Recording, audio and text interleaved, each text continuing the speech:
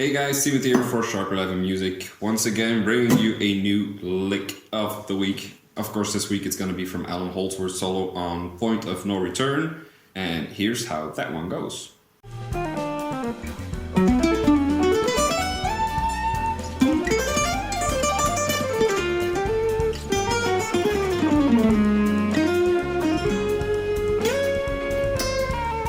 I would say this solo in its entirety is one of his more easy solos. And what he uses here is pretty straightforward in concept. So the chords are, it's sort of an E minor 7 chord, but what I heard a lot of the time is that they play like a B minor 7 over an E bass. And that pretty much checks out, if you will, with what Allan's playing. So this is like a quartal arpeggio. F sharp, B, E, and A. I'll probably play it like this. So perfect fourths, and then he jumps down to the D, to the C sharp, back to the D. So this little leading tone. And then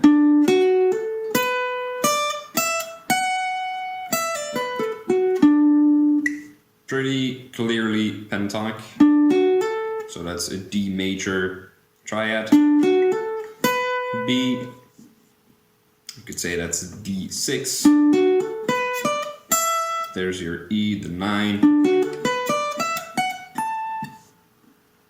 B minor pentatonic, D major pentatonic, whatever. And then he slides from this F sharp to the A. And then he anticipates the modulation, because now we're going to G minor 7 and eventually to D flat major 7 over G flat. But let's not get ahead of ourselves. First, G minor 7. But he plays this, which I originally wrote differently in terms of fingering. So here's the original fingering I wrote, and here's the new fingering, which I use in this video.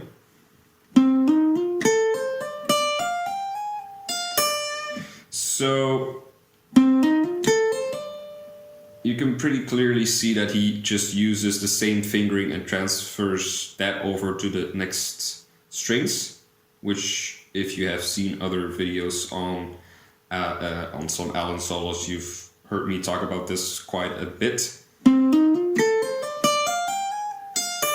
Because this is actually, the top 2 strings are part of D minor pentatonic, but this isn't. That will be part of C minor pentatonic. So that the first half actually gives the sound of a C minor 6.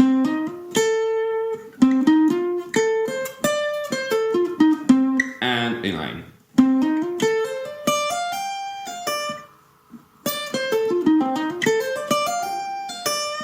And then he does this.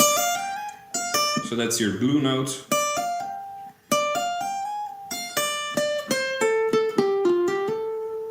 And then we're fully in D minor pentatonic.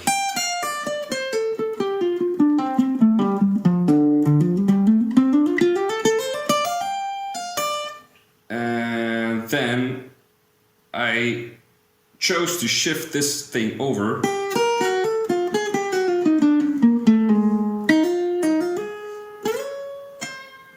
because of how it sounds. It sounds like, when he gets to here,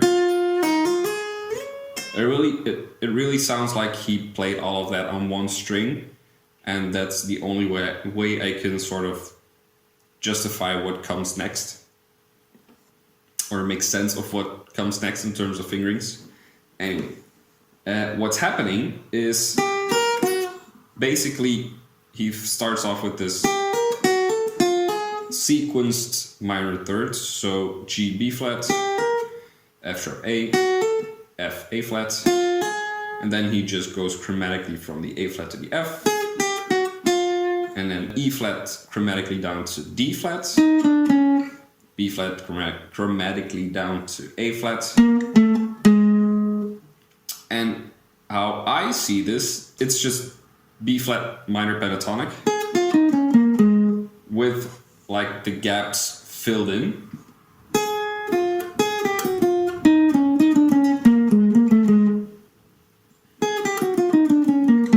And when he gets to the A flat, he jumps up to the E flat and the F.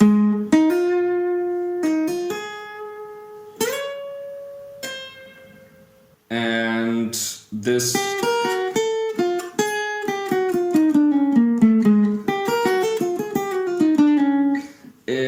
it's also an anticipation of the D flat major over G flat, because he already starts this line in G minor, so the beginning fits over G minor, G and B flat.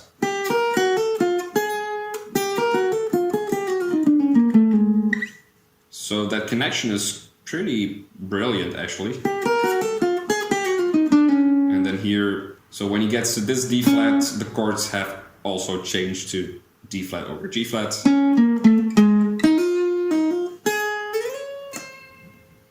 And then this D flat to C is back, is again a resolution from D flat to G minor.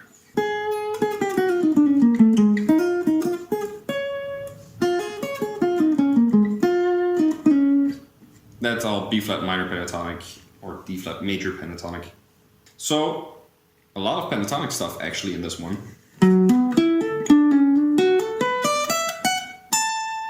B minor pentatonic over B minor 7 over E. And then we'll say C minor and D minor combined.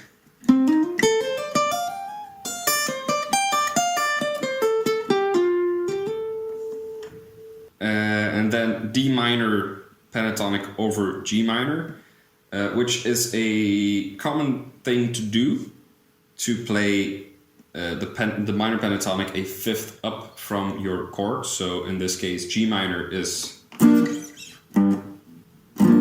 the chord, and he's playing D minor, so a fifth up from G, D, D minor pentatonic over it, which gives you all the lovely tension notes or extended notes or whatever you want to call them.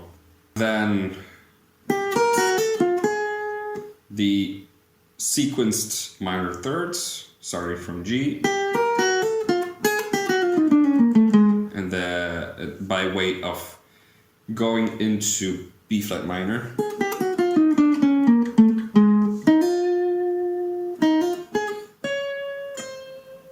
B flat minor or D flat major over D flat major 7 over G flat. That's a lot of overs. Once again, the entire line.